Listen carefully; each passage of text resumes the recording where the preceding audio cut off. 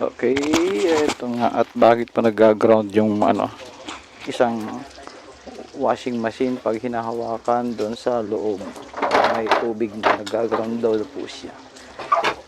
Ito lang po ang diferensya niyan.